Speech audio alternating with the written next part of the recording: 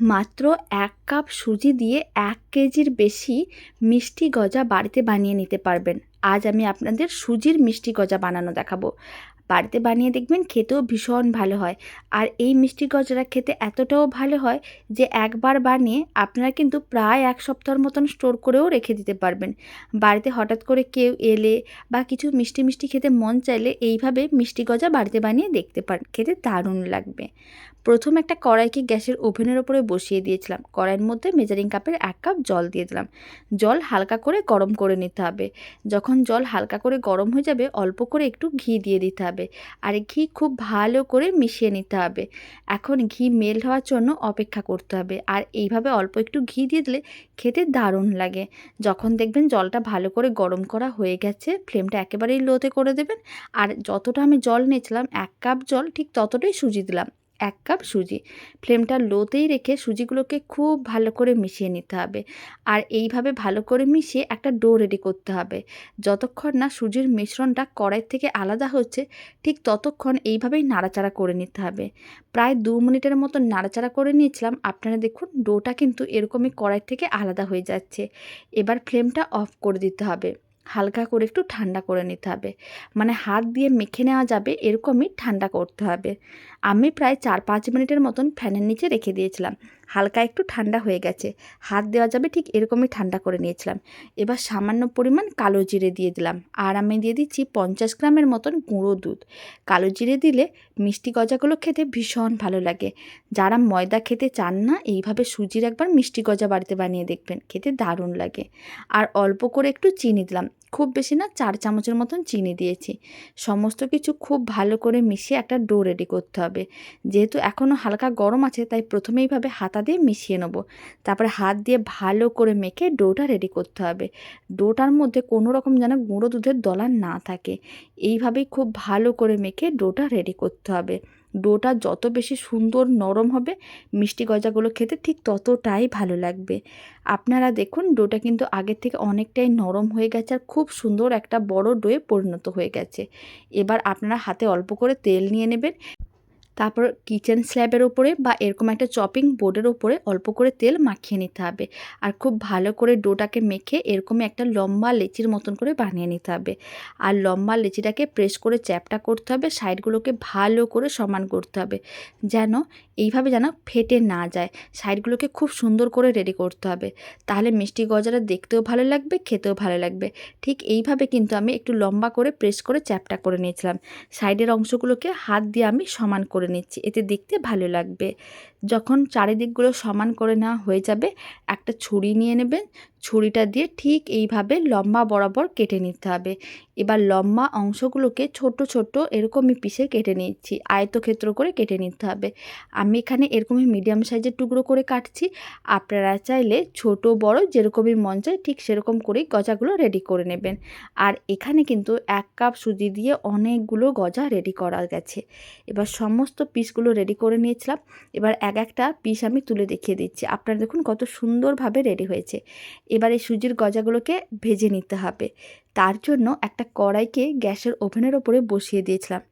এখন কড়াইয়ের মধ্যে দিয়ে দিচ্ছি পরিমাণ অনুযায়ী সাদা তেল। তেল খুব ভালো করে গরম করে নিতে হবে। প্রথমে ফ্লেমটা মিডিয়াম টু হাইতে রাখতে হবে।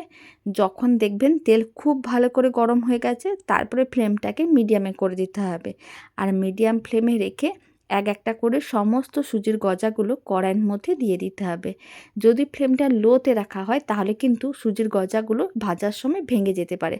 তাই ফ্লেমটা মিডিয়ামে রেখে গজাগুলোকে উল্টে পাল্টে বেশ লাল লাল করে ভেজে নিতে হবে।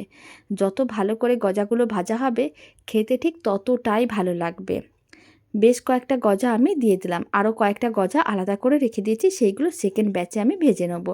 এবার গজাগুলোকে উল্টে পাল্টে লাল লাল করে ভাজতে হবে। প্রায় ২ মিনিট এইভাবে রেখে দিয়েছিলাম। এবার উল্টে পাল্টে ভেজে নিচ্ছি। এইভাবে একটা হাতা নিতে হবে, হাতার সাহায্যে গজাগুলোকে উল্টে পাল্টে নিতে হবে। সমস্ত গজাগুলোকে মোটামুটি ৭-৮ মিনিটের মতন সময় প্রয়োজন পড়বে ভেজে নেওয়ার জন্য।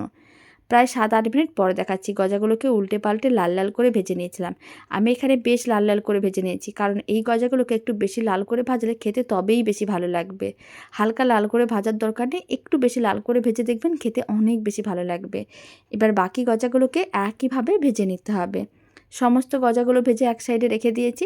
এখন চিনির শিরা রেডি করব। তার জন্য আর একটা কড়াইকে গ্যাসের ওভেনের ওপরে বসিয়ে দিয়েছিলাম। আমি ঠিক যতটা সুজি নিয়েছিলাম ততটাই চিনি দিয়ে দিলাম।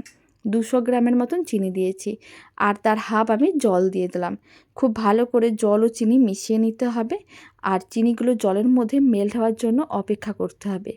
1 চিমটের মতন এলাচ গুঁড়ো দিয়ে দিতে হবে, এতে ফ্লেভারটা খুবই ভালো আসবে। আপনারা চাইলে গোটা 2-3টে এলাচও দিতে পারেন যদি এলাচের গুঁড়ো না থাকে।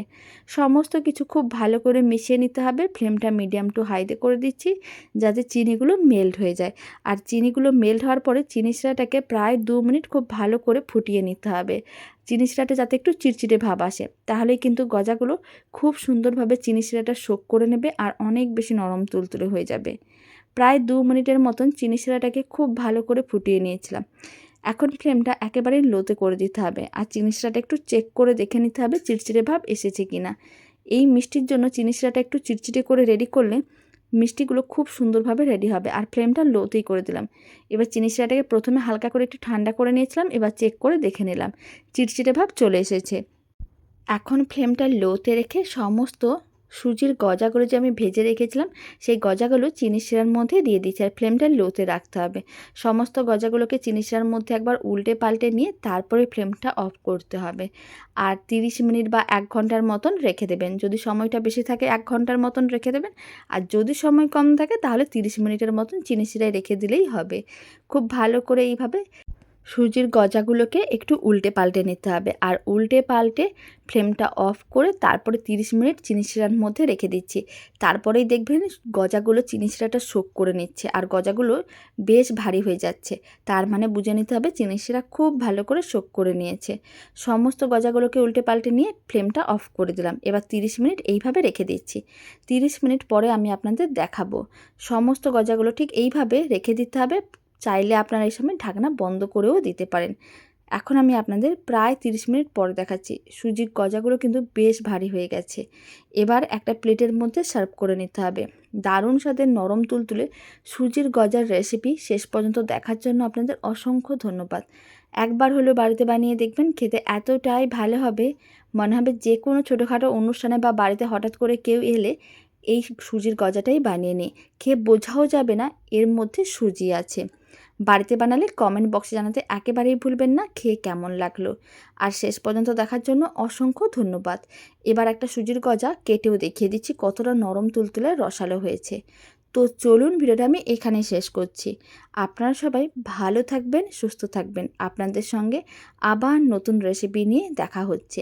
আমি আরেকটু ভালো করে কাছ থেকে দেখিয়ে দিচ্ছি। আপনারা দেখুন গজাগুলো প্রত্যেকটাই নরম তুলতুলে রসালো হয়েছে।